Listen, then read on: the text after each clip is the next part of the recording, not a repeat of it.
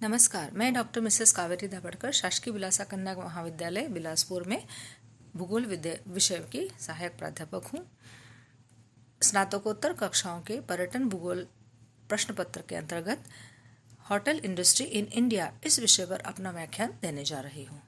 पर्यटन आज विश्व का द्वितीय सबसे बड़ी व तेजी से बढ़ता हुआ उद्योग है।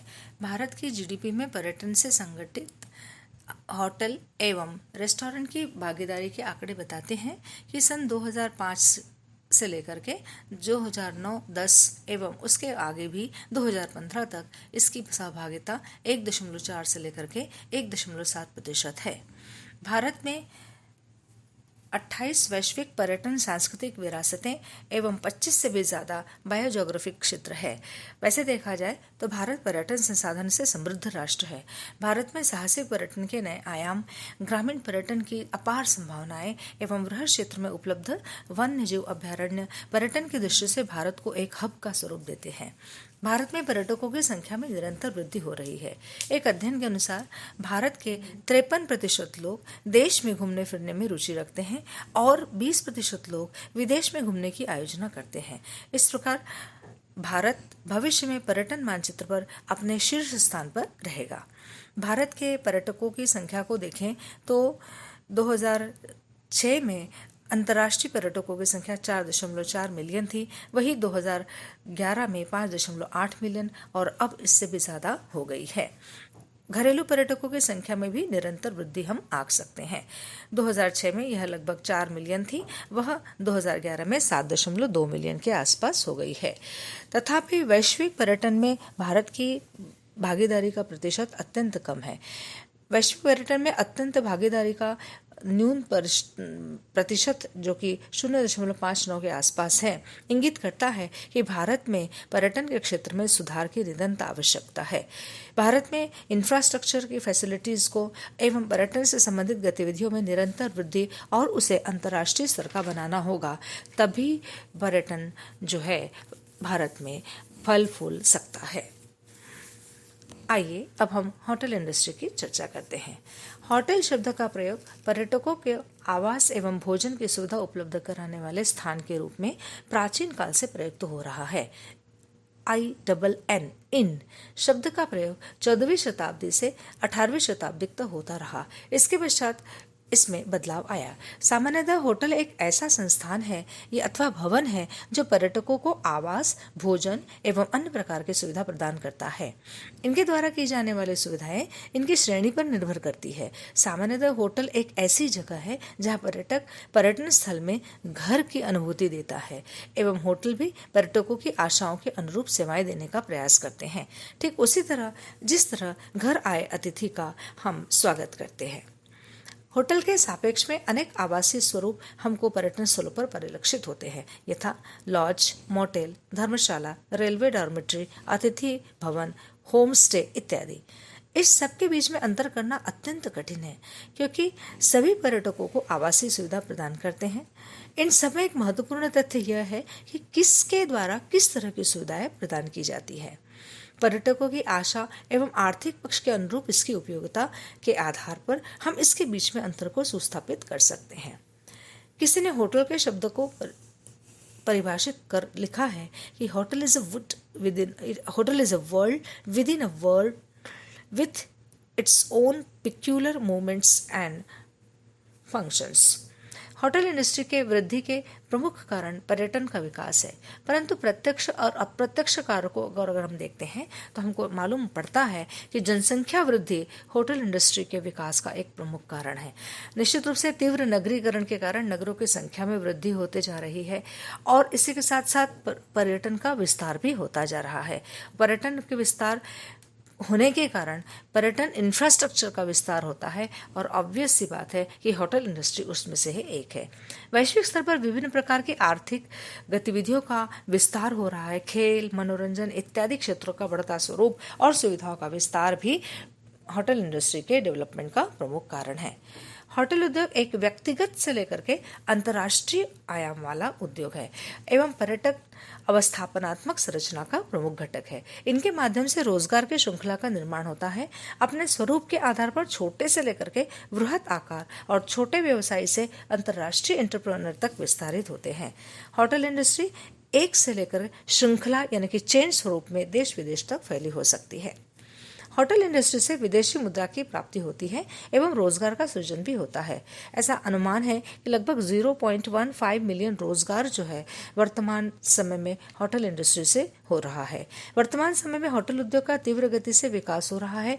अतुल्य भारत अतिथि देवो भव जैसी पर्यटन नीति के कारण पर्यटकों की संख्या में, चाहे वो घरेलू पर्यटक हो चाहे वो अंतर्राष्ट्रीय पर्यटक हो, बेतहाशा वृद्धि हुई है और सरकार के द्वारा भी होटल उद्योग का विकसित करने के लिए काफी उपक्रम किए जा रहे हैं। यही कारण है कि होटल उद्योग में बहुत तीव्र गति से वृद्धि हो रही है।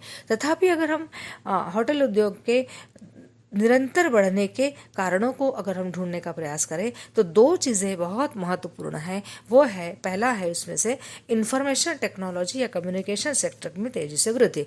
निश्चित रूप से जैसे जैसे इंफॉर्मेशन टेक्नोलॉजी बढ़ी है या कम्युनिकेशन सर्विसेज की बढ़ोतरी हुई है, हमको देश विदेश की जानकारी, देश विदेश में होटल की स्थिति, देश विदेश में आवासीय सुविधा की उपलब्धता की एडवांस बुकिंग जैसी सुविधाएं हमको मिल गई है और यह पर्यटन के वृद्धि में सहायक हो रही है। और यही कारण है कि इस क्षेत्र में भी इंफॉर्मेशन टेक्नोलॉजी या कम्युनिकेशन सेक्टर का बहुत बड़ा रोल है। उसी के साथ साथ नए व्यापार के अवसर की वृद्धि विदेशी और अंतर्राष्ट्रीय निवेशकों को आकर्षित कर रही है और यह एक होटल उद्योग के स्थापना के लिए, होटल उद्योग के संवर्धन के लिए एक सकारात्मक कारक बन रहा है। हवाई यातायात के बढ़ने के साथ साथ 80% से ज्यादा अंतर्राष्ट्रीय पर्यटकों में वृद्धि हुई है। साथ ही 28 क्षेत्रीय हवाई अड्डों के विकास ने देश के छोटे छोटे मंझोले शहरों तक की पहुंच को होटल उद्योग के विकास में सहायता या सहायक के रूप में विकसित किया है। यातायात के, विशेषकर राष्ट्रीय राजमार्गों के विकास ने भी होटल उद्योग के विकास पर सकारात्मक प्रभाव डाला है। आइए अब हम देखें होटल उद्योग का ऐतिहासिक परिदृश्य। अपने शैशव काल में ही होटल उद्योग धर्मशाला, मॉन्टसरीज इत्यादि के रूप में रात को रुकने की जगह के रूप में अस्तित्व में था एवं यात्रियों को उनका भोजन रात भर रुकने की सुविधा प्रदान की जाती थी। कई स्थानों पर आराम गृह भी अस्तित्व में थे जो कि यात्रियों के विश्राम के लिए अतिथि गृह की भांति प्रयुक्त होते थे। परंतु वर्तमान समय में होटल का स्वरूप काफी परिवर्तनशील स्वरूप में अस्तित्व में है। आज चमक धमक के साथ आलीशान सर्व सुविधा युक्त सितारा होटल से लेकर प्रत्येक नगर के प्रत्येक प्रकार में के होटल हमारे देश में हैं। बोर्डिंग हाउसेस, डाक बंगला, यूथ हॉस्टल, मोटेल इत्यादि अनेक स्वरूपों में होटल उद्योग संचालित है। 18वीं शताब्दी में होटल उद्योग में नए नए होटल्स आए एवं भारी भरकम नाम रखे जाते थे। खास करके वह जमाना अंग्रेजों का जमाना था, इसलिए उसी तरह से नाम थे, जैसे कि Albion hotel, paddy George etcetera. परंतु इस समय तक भी 18वीं शताब्दी तक भी भारत में तीर्थस्थलों की यात्रा करने वालों के लिए होटल की सुविधाएं अपेक्षाकृत न्यूनतम ही थी। भारत में 18वीं शताब्दी में जो प्रमुख होटल खोले गए थे उसमें 1861 में चार्ल्स विले एवं सेवॉय 1895 में मसूरी में तथा शिमला में 1898 में होटल स्थापित किया गया था।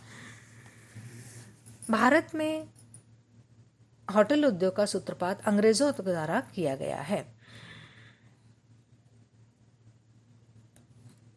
स्वतंत्रता के पूर्व तक भारत में स्विस और अंग्रेजी परिवारों के द्वारा ही होटल्स का संचालन किया जाता रहा है। शिमला, मसूरी जैसे स्थानों पर होटल्स का निर्माण किया गया था। रेस बैंक्वेट एट बॉम्बे, तारविन इन 1799 और एल्बियन होटल्स कुछ नामांकित होटल में से एक है। इन होटल्स में वास्तु अंग्रेजी वास्तुकला से अभिप्रेरित थी एवं होटल्स में रिहायशी सुविधा उच्च स्तर की हुआ करती थी। 20वीं सदी में होटल्स। 20वीं शताब्दी में भारतीय होटल उद्योग का वह मोड़ है जहां होटल रॉयल से आम आदमी में परिवर्तित होता है। नए उद्योगपतियों ने इस उद्योग में कदम रखा था। भारत में सर्वप्रथम JRD टाटा के द्वारा प्राइवेट सेक्टर में पहला कदम रखा गया था। 1 अप्रैल 1902 में the India hotel company Bombay की स्थापना हुई एवं मुंबई में 1904 में होटल ताज, जिसकी अनुमानित लागत 5 लाख करोड़ की थी, से निर्मित किया गया। इसी के साथ साथ राय बहादुर मानसिंह के द्वारा ओबेरॉय की स्थापना 1934 में की गई थी। इस सदी में प्राइवेट और पब्लिक दोनों ही स्तर पर होटल इंडस्ट्री का विकास हुआ था। प्रथम शासकीय निवेशित अशोका होटल दिल्ली 1966 में भारतीय पर्यटन विकास निगम की स्थापना के साथ 19वीं शताब्दी में स्थापित किया गया। 19वीं शताब्दी में होटल के रूप में देश में ITDC के विभिन्न होटल्स का निर्माण किया गया। 1982 में एशियन गेम्स के दौरान कई सारे होटल का निर्माण किया गया।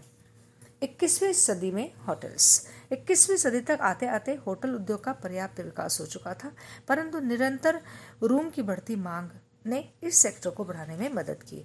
एक अनुमान के अनुसार 80,000 रूम की मांग ने होटल इंडस्ट्री को नए आयाम दिए। 5 सितारा होटल्स की श्रृंखला देश में स्थापित हुई, जैसे ताज, ओबेरॉय, ट्रीडेंट, रेडिसन, लीला, अशोका एक्सेट्रा। भारत में पर्यटन उद्योग निरंतर बढ़ता जा रहा है।